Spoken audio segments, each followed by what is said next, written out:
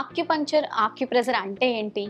ఈ చికిత్స ద్వారా మనం ఎలాంటి అనారోగ్యాలను నయం చేసుకోవచ్చు? ఇంకా ఇలాంటి ఎన్నో విషయాలు మనతో మాట్లాడడానికి మన ముందున్నారు ప్రముఖ ఆక్యుపంక్చర్ మరియు traditional medicine specialist professor PS Sagar గారు. వారితో మాట్లాడి మరిన్ని వివరాలు తెలుసుకుందాం. నమస్తే సార్. నమస్తే. సార్, అసలు ఈ ఆక్యుపంక్చర్, ఆక్యుప్రెషర్ అంటే ఏంటి సార్? అసలు ఆ ట్రీట్మెంట్ ఏ విధంగా ఉంటుంది? చాలా మందికి అవేర్నెస్ లేదు.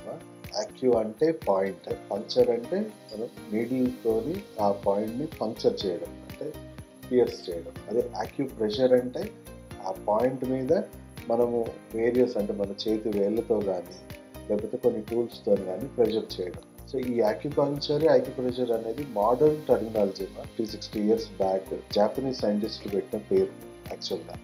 ఇది యాక్చువల్గా ఈ వైద్యం ఈ రోజు పుట్టిందేం కాదు, కొన్ని వేల సంవత్సరాల నుంచి ఉన్న ప్రాచుర్యమైన వైద్యం.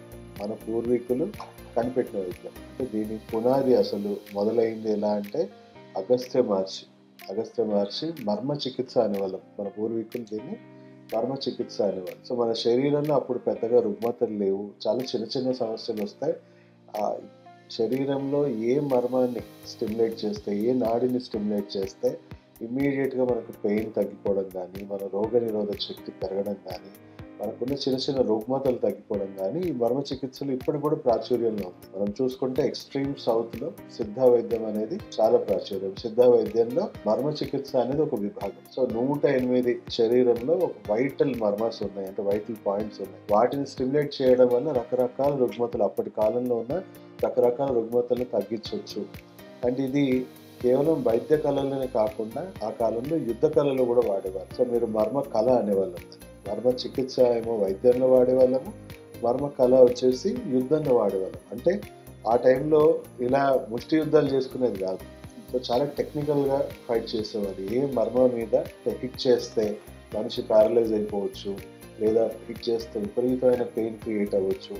సో అంటే అందుకే ఆ టైంలో మనం చూసుకుంటే సోల్జర్స్ కానీ, రాజులు కానీ కిరీటాలు పెట్టుకోవడము, ఆర్మరీ చేసుకోవడము. ఎందుకు ఆ వైటల్ మర్మాస్ని ఎక్కడో బాణంతో వాళ్ళు డైరెక్ట్గా మర్మాన్ని టార్గెట్ చేసుకుంటేవారు, ఎక్కువగా ఇంపాక్ట్ ఉండాలి. సో అందరూ కూడా, రాజులు, కామన్ పర్సన్స్ కూడా ఈ నాలెడ్జ్ ఉండేది ఆ కాలంలో.